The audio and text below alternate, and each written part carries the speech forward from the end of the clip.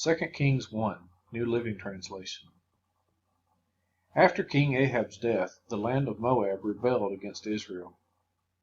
One day Israel's new king, Ahaziah, fell through the latticework of an upper room at his palace in Samaria and was seriously injured. So he sent messengers to the temple of Baal-zebub, the god of Ekron, to ask whether he would recover. But the angel of the Lord told Elijah, who was from Tishbe, "Go and confront the messengers of the king of Samaria and ask them, 'Is there no God in Israel? Why are you going to Baal-zebub, the god of Ekron, to ask whether the king will recover? Now therefore this is what the Lord says, you will never leave the bed you are lying in, you will surely die.'" So Elijah went to deliver the message.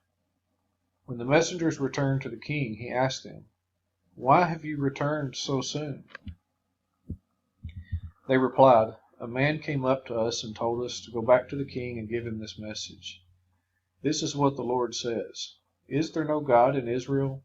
Why are you sending men to Baal-zebub, the god of Ekron, to ask whether you will recover? Therefore, because you have done this, you will never leave the bed you are lying on. You will surely die.'" "What sort of man was he?" the king demanded. "What did he look like?" They replied, "He was a hairy man, and he wore a leather belt around his waist." "Elijah from Tishbe!" the king exclaimed. Then he sent an army captain with 50 soldiers to arrest him. They found him sitting on top of a hill. The captain said to him, "Man of God, the king has commanded you come down with us." But Elijah replied to the captain, "If I am a man of God, let fire come down from heaven and destroy you and your 50 men." Then fire fell from heaven and killed them all.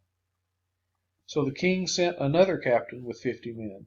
The captain said to him, "Man of God, the king demands that you come down at once."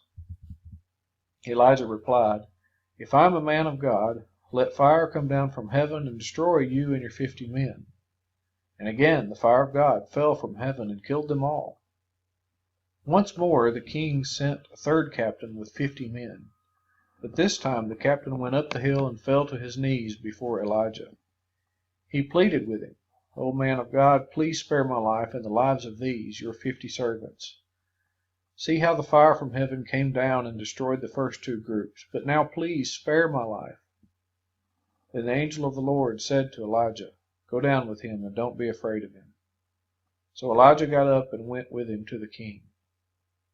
And Elijah said to the king, "This is what the Lord says, why did you send messengers to Baal-zebub, the god of Ekron, to ask whether you will recover? Is there no God in Israel to answer your question? Therefore, because you have done this, you will never leave the bed you are lying on. You will surely die." So Ahaziah died, just as the Lord had promised through Elijah. Since Ahaziah did not have a son to succeed him, his brother Joram became the next king.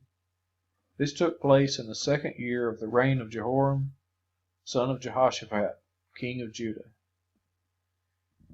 The rest of the events in Ahaziah's reign and everything he did are recorded in the book of the history of the kings of Israel.